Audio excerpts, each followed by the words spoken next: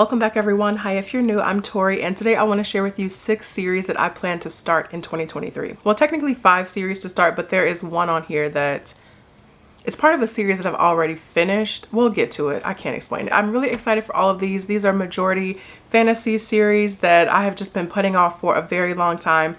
So yeah, let's get into it. I hope you enjoyed this video.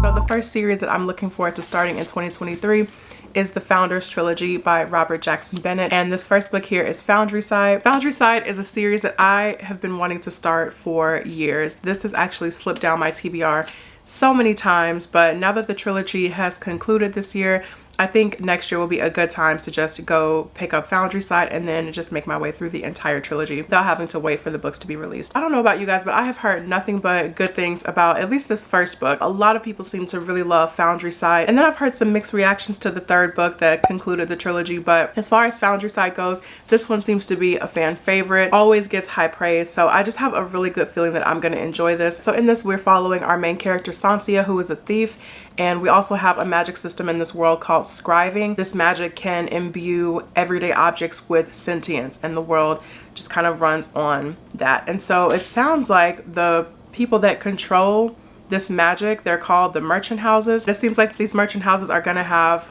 a bone to pick with Sansia after she steals this artifact that can essentially revolutionize the way that they use their magic. So I cannot wait to get into this trilogy. So it sounds like we're gonna have found family in this, which is a trope that I actually really love. I loved it in Six of Crows, and I most recently loved it in The Final Empire by Brandon Sanderson.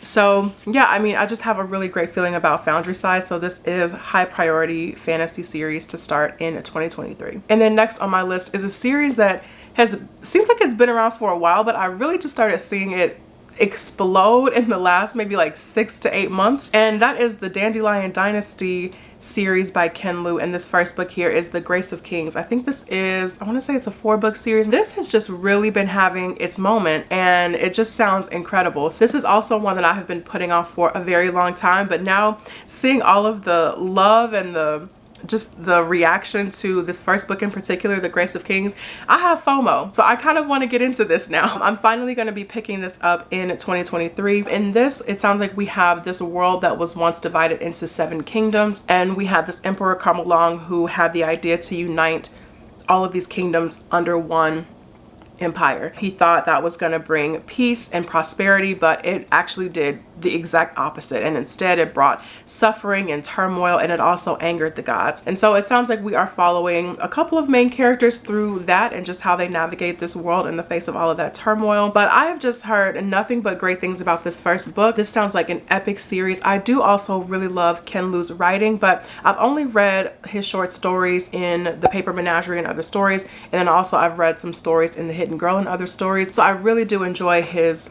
sci-fi and fantasy in a short form. So I'm excited to see how that will, you know, extend into a 4-book epic fantasy series. So cannot wait to get into this. This is also one that I feel like I'm gonna really love. So this next one that I have here, I'm not quite sure how I'm gonna feel about this series as a whole, but I am really looking forward to getting into this first book. But I really hope this is not gonna be a miss for me, and that is The Ruin of Kings by Jen Lyons, and this is the first book in the Chorus of Dragons series. I have heard this series is really good, but also this first book is extremely confusing and can lose people, and I've heard some mixed things about this first book in particular, but I feel like if you can get past the first book, it sounds like people really enjoy the rest of this series. So in this, we're following this thief known as Kieran, who grew up in the slums, and he's plucked from the slums and told that he is the son of this prince. And it sounds like he almost becomes a prisoner to his new royal family and their political moves and power plays, and it's just not like what Kieran expected. It also turns out that he is not meant to save the world, but he is meant to potentially destroy it. That is all I know about The Ruin of Kings, but again, I don't know how I'm gonna feel about this one. So I think of all the ones I have on this list, this is the one I'm most curious to see where I like kind of fall on the enjoyment spectrum. So we'll see how this goes, but again, this is one that I'm really looking forward to in 2023. And next is a series that, well, a universe that I love so much, and I just think it's about time that I finally dive into the actual series, and that is The Witcher by Andrzej Sapkowski. This first book here is The Blood of Elves. I've said this many times, I love The Witcher so much. I've played the video games, which I absolutely love, and then I also have watched the Netflix show, and I love that too. So I love the lore of The Witcher. I love the characters. I'm very familiar already with Geralt and Ciri and Yennefer,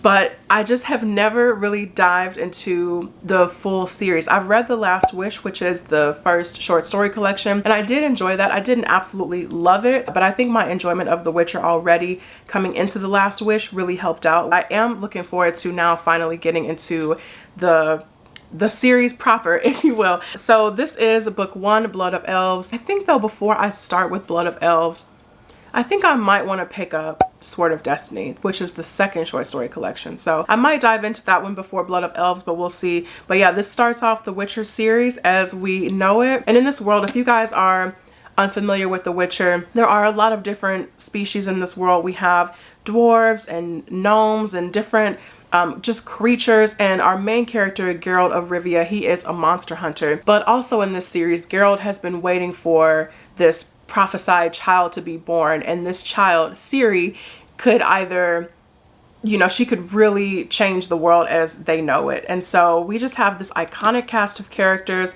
Like I mentioned, I love Geralt, love Yennefer, and I love Ciri. Cannot wait to officially get into the series. I really do think this is something that I'm gonna love. So yeah, I think though I'm gonna pick up Sword of Destiny and then dive into Blood of Elves. But it's high time that I finally picked up The Witcher and just made my way through the series. And then next, guys, I have a massive one here. This is The Way of Kings by Brandon Sanderson, and this is book 1 in the Stormlight Archive. These books are huge. Like, this is, I think each book is 1,000 pages, maybe over 1,000 pages. I've been putting off The Way of Kings for a really long time, but I've been doing it because I knew I wanted to read Mistborn first. And so I've been making my way through the first era of the Mistborn trilogy, and I'm absolutely loving that. I think it's going to be one of my favorite trilogies. I've been making a really good dent in the Well of Ascension. Haven't picked it up in a while, but I am going to go back to it. And I would love, ideally, to finish out the first era Mistborn trilogy before the end of the year. That has just been going so well, and I did want to get that trilogy